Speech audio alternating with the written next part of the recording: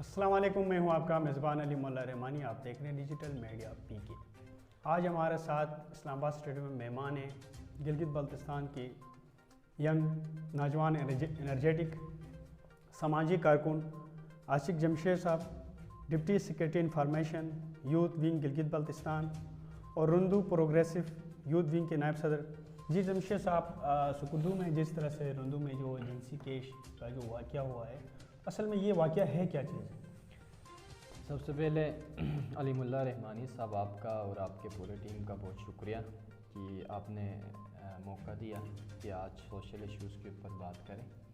تو سب سے پہلے آپ کا جو سوال ہے کہ آپ نے رندو میں جو لڑکی کے ساتھ جنسی زیادتی کے حوالے سے کیس کے حوالے سے کہا، تو یہ ہے کہ سر سب سے پہلے تو یہ ہم سب کے لیے، ہمارے پورے علاقے کے لیے، پورے گلگت بلتستان کے لیے ہمارے لیے ایک ٹریجک ہے۔ یہ ایک طرف سے نہیں ہونا چاہیے تھا، اب ہوا ہے یہ۔ تو دوسری بات یہ ہے کہ اس وقت جو یہ صرف پہلی بات نہیں ہے، میں آپ کو یہ بتاتا چلوں کہ رندو کے اندر، اور نہ صرف رندو بلکہ پورے گلگت بلتستان کے اندر، جیسے کہ غزر کے اندر بھی آپ دیکھتے ہیں کہ کافی اس طرح کے کیسز آئے ہیں۔ لیکن جب ایک بار، دو بار، تین بار جو ایسے جو خطرناک قسم سے جو مجرم جو سامنے آتے ہیں، ان کو جب ریلیف مل جاتے تو وہ بڑے سے بڑے جرم کر جاتے ہیں۔ تو اس وقت ہمارے محکمہ پولیس کے لیے بہت بڑا، یقیناً یہ ایک بہت ٹاسک ہے کہ اگر یہ ان کو اپنی انجام تک پہنچانے میں کامیاب ہو جاتا ہے تو یقیناً نیکسٹ قسم جو ہے نا، اس طرح کی جو ہے حادثے ہے یا اس طرح کے واقعہ جو ہے نا، یقیناً ریڈیوس ہوں گے۔ اب جو وہاں پر جن لوگوں نے یہ گھٹیا حرکت کی، یقیناً یہ نہیں کرنا چاہیے، کسی بھی معاشرے کے لیے ایک بڑا عنصر اس کو اقدام سمجھا جاتا ہے۔ تو وہ اتنے بااثر لوگ ہیں کہ ریاست ان کو نہیں پکڑ سکتی، یا وہ اتنے ہائی پروفائل لوگ ہیں کہ ان پہ ہاتھ ڈالنا مشکل ہے، یا ان کے کوئی بااثر لوگ ان کے پیچھے کچھ نگرانی کر رہے ہیں؟ یقیناً یہ اس کے پیچھے بہت بڑی راز میں بھی پاسبل ہوں گے۔ تو یہی وجہ ہے کہ لاسٹ ٹائم میں بھی جب اس طرح کے کیسز آئے تو ایسے مجرم جو جتنے بھی مجرم سامنے آئے ان کو سزا نہیں ہوئے، ٹھیک ہے نہیں۔ اس بار بھی دیکھے کہ آٹھ تقریباً اس میں سے میکسیمم کہا جاتا ہے کہ 8 نفری اس میں شامل تھے۔ لیکن دیکھو، ایک چھوٹا سا گاؤں ہے، وہاں پہ یہ کیس آ جاتا ہے، یہاں پہ یہ واقعہ پیش آتا ہے، اور محکمہ پولیس کی اتنی نفری وہاں پہ موجود ہونے کے باوجود وہاں پہ ایٹ اے ٹائم ان مجرموں کو پکڑنے میں وہ کامیاب نہیں ہوتا ہے، ٹھیک ہے نہیں۔ اب میں بھی ابھی سنا ہے کہ ایک تو اب تک بھی لاپتہ ہے، باقی 7 کو انہوں نے پکڑ لیے ہیں۔ لیکن دیکھو، ہمارے جو منتخب نمائندہ ہے، ہمارے کمشنر صاحب ہے، ڈی سی ہے، اے سی ہے، سب نے متاثرہ جو ہے خاندان کے پاس جا کے یقین دہانی تو کرائی ہے ان کو کہ ہم انشاءاللہ آپ کو ضرور انصاف دیں گے۔ لیکن ہم پریویس اپنا ہسٹری دیکھیں گلگت بلتستان کے اندر کہ ایسے خاندانوں کو ہمارے تاریخ میں یہ ایک چیزیں مینشن ہے کہ کسی بھی خاندان کو اب تک گلگت بلتستان میں کوئی انصاف نہیں ملے ہیں۔ یہی وجہ ہے کہ آج گلگت بلتستان میں ریپ کیسز دن بہ دن بڑھتی جا رہی ہے۔ اسپیشلی میرے پاس 2-3 ایویڈنسز بھی ہے۔ تو غزر کے اندر 3-4 بار اس طرح کی کیسز آئے مختلف، میں نے پچھلی بار دیکھا تھا کہ گلگت کے اندر خود اس طرح کے کیس آئے۔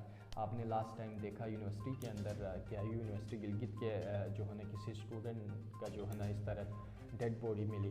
تو یہ سارے جب ان کے پیچھے ہڈن جن کا جو بااثر لوگوں کا ہاتھ ہوتے، جب وہ ان کے انجام تک نہیں پہنچانے میں کامیاب نہیں ہوتے ہمارے ڈپارٹمنٹ یا پولیس، محکمہ پولیس، تو یہی وجہ ہے کہ ہمارے یہ کیس۔ اب دیکھیں جمشید صاحب، اگر گلگت بلتستان کو پنجاب سے کمپیئر کیا جائے تو ہمارا بالکل ایک چھوٹا سا علاقہ ہے، ہم ایک دوسرے کو جانتے ہیں۔ اس میں مجرم کون ہے، عدل کرنے والا کون ہے، سوسائٹی کے لیے لڑنے والا کون، اپنی ذات کے لیے لڑنے والا کون۔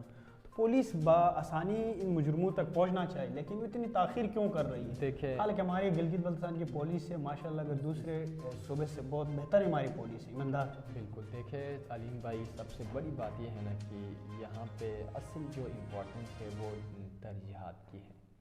یہاں پہ آپ ذرا یہ اس طرح کے واقعات ہمارے اے سی، ڈی سی، ہمارے بیوروکریسی، ہمارے نمائندوں کے کسی کے جو ہے نا خاندان میں سے کسی کے ساتھ، ان میں سے کسی اولاد کے ساتھ، ان میں سے کسی مال جائیداد کے ساتھ اس طرح کی کلش آ جائے نا، بالکل، میں آپ کو یقین کے ساتھ کہہ سکتا ہوں کہ 1 منٹ بھی نہیں لگیں گے ان پکڑنے میں اور ان کو ان کے کیے کے انجام تک پہنچانے میں. لیکن یہ ہے کہ یہاں تو بااثر لوگ تو محفوظ ہیں.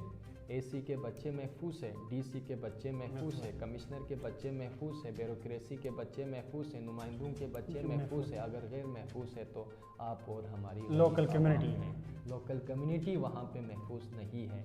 تو اس وجہ سے دیکھو ترجیحات کی بنیادوں پر یہ ایک بہت خطرناک قسم کا ایک ٹرینڈ گلگت بلتستان کے اندر اس وقت چل رہی ہے کہ یہ دیکھا جاتا ہے کہ بھائی انیشیل میں جب کوئی ایشوز ہمارے سوشل میڈیا کے تھرو ہمارے سامنے آ جاتے تو بہت زیادہ وہ پھیل جاتا ہے. بالکل ایسا. لیکن بعد میں ہوتا یہ ہے کہ ان کو بھی ہمارے سب کو پتہ ہے کہ ہمارے پولیس کو بھی ہمارے دیگر ذمہ داران کو بھی پتہ ہے کہ اس پولرائزیشن نے اس جو ہے نا جو خبر نے میکسیمم 1 مہینہ 2 مہینے تک اس نے اتنا زیادہ اس نے سوشل میڈیا کی حد تک آنا ہے, پھر آہستہ آہستہ اس نے ریڈیوس ہونا ہے. جب یہ 1 مہینہ 2 مہینہ گزر جاتے ہیں تو اس کے بعد اس کے اوپر وہ بات ہی ختم ہو جاتے. اب مجھے بتائے کہ وہ غریب خاندان جائے تو کہاں جائے, جن کے ساتھ زیادتی ہوئے وہ کس کو پکڑے. یقیناً روکنا چاہیے. کل یہیں گروہ جائے گی کسی دوسرے کو, وہ ڈیفینیٹلی اپنے حبس کا نشانہ بنائیں, کل تیسرے کو بنائیں. اگر ایک کو عبرت کا نشانہ بنائیں گے, جس طرح ہمارا لا ان پہ جس طرح قوانین ہیں جس طرح ان پر لاگو کرنا ہے اسی طرح کرنا, تاکہ دوسرے لوگ بھی اسی سزا سے ڈر کے وہ پیچھے ہٹیں. لا انفورسمنٹ کے ہمارے پاس ادارے ہیں, وہ مطلب ایک لیگلی جس طرح کام کرنا چاہیے تھا وہ نہیں کرتے ہیں.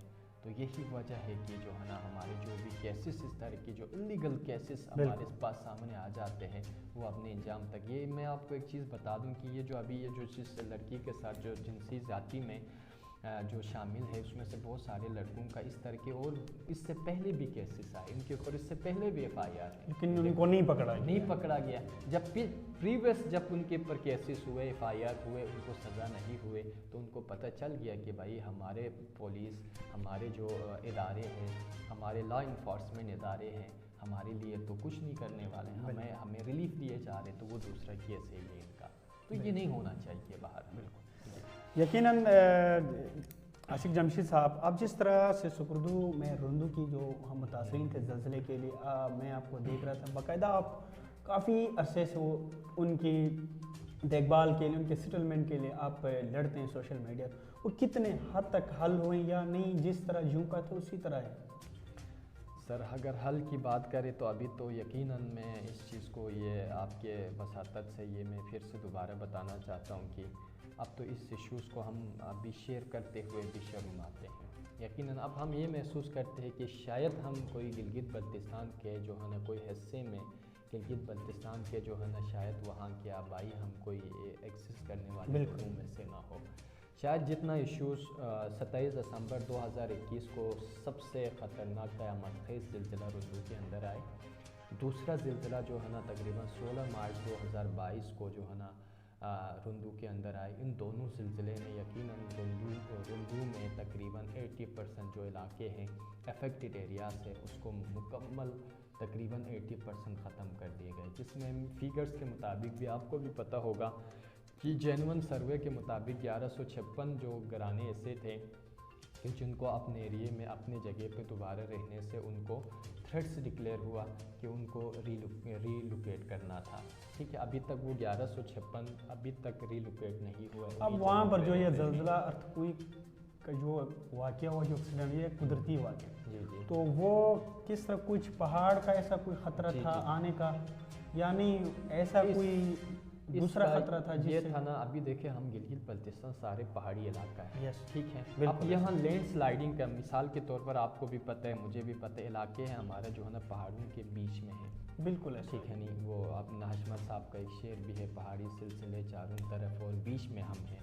ہم بیچ میں ہیں, جو ہی تھوڑے سے زلزلے کے جو اگر جھٹکا محسوس کرتے ہیں وہاں پہ تو لینڈ سلائڈنگ کا بہت وہاں سے پتہ رہے گا, یہاں سے یہاں بڑا فیکٹر ہے. میرا خود گاؤں میں, میرا خود علاقہ جمشید آباد میں, سر میں آپ کو بتاتا چلوں کہ کوئی 40 بائی 40 فٹ کا ایک بہت بڑا پتھر اپنی جگہ سے ریلوکیٹ ہوا تھا, جس کی وجہ سے نیچے رہنے والے 25 سے 30 گھرانے تقریباً 1.5 سے 1 سال سے اپنے گھروں میں نہیں رہ رہے تھے، وہ تھریٹس کی وجہ سے شفٹ ہو گئے تھے.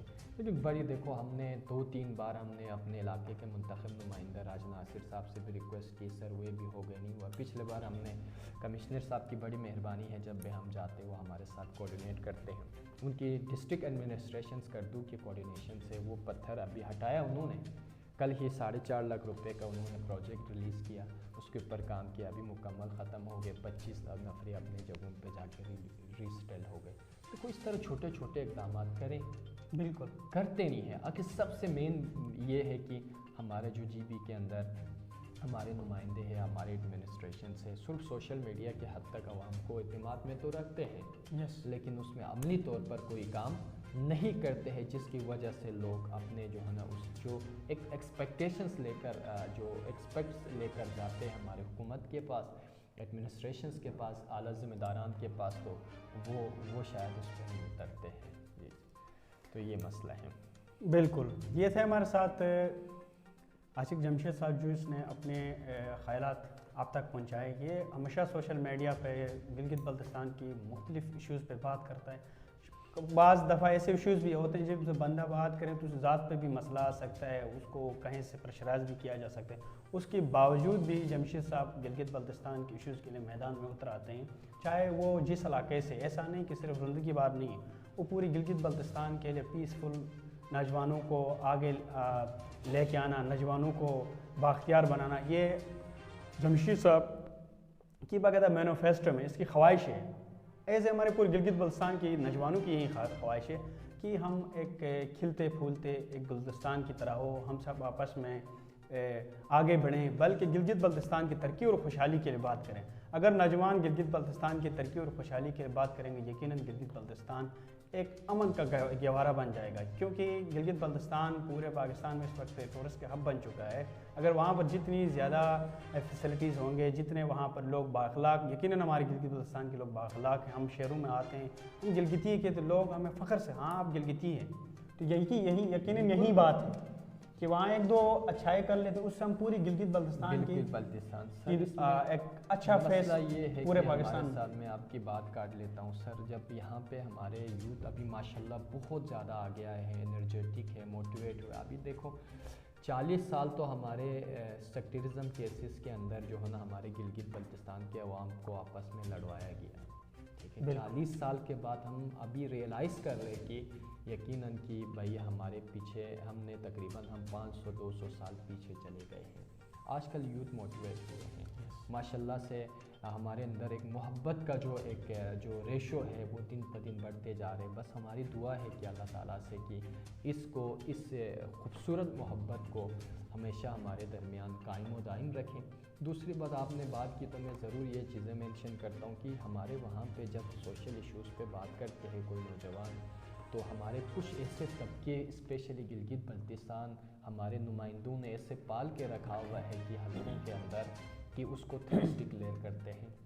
میں آپ کو بتا دوں تو ہم نے یقیناً پچھلے 2.5-3 سالوں میں ہم نے اپنے وساطت کے مطابق ہمیشہ ہم نے ایشوز کو ہائی لائٹ کیا ہے. یقیناً جنگ لڑا ہے ہم نے. آپ لاسٹ ٹائم بھی دیکھا کہ میرے اوپر یقین کرے کہ جو گروپس جن جو ہے نا خاص ٹولوں نے میرے اوپر ذاتیات سے لے کر، مطلب یہ دیکھو کوئی میرے ذات کے اوپر بات کر لیتا ہے، میں ایشوز کو بات کر لیتا ہوں، ایشوز پہ بات کر لیتا ہوں، تو کوئی میرے ذات پہ بات کر لیتا ہے یا کوئی میرے ساتھ بدتمیزی کر لیتے ہیں. میں یہ سمجھتا ہوں کہ یہ اس کا مسئلہ نہیں ہے، یہ اس کا اپنا تربیت ہے جو کہ وہ اپنا تربیت شو کر رہے ہیں. میں نے کبھی نہیں ڈرا.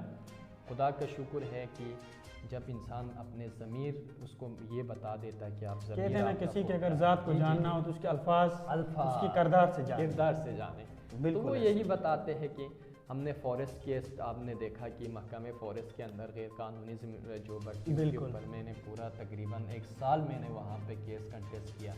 ٹھیک ہے نہیں، یہاں پہ ہمارے ڈیفو تک بھی ٹرانسفر ہو گئے، بعد میں اس کے اندر لیگلائزیشنس آ گئے. کل خدا کا شکر ہے میں اپنے ذات کے لیے نہیں کیا، وہ حل ہو گئے. تو یہ چیزیں ہیں. بالکل. اس کے ساتھ اپنے میزبان علی مولا رحمانی کو اجازت دیجیے.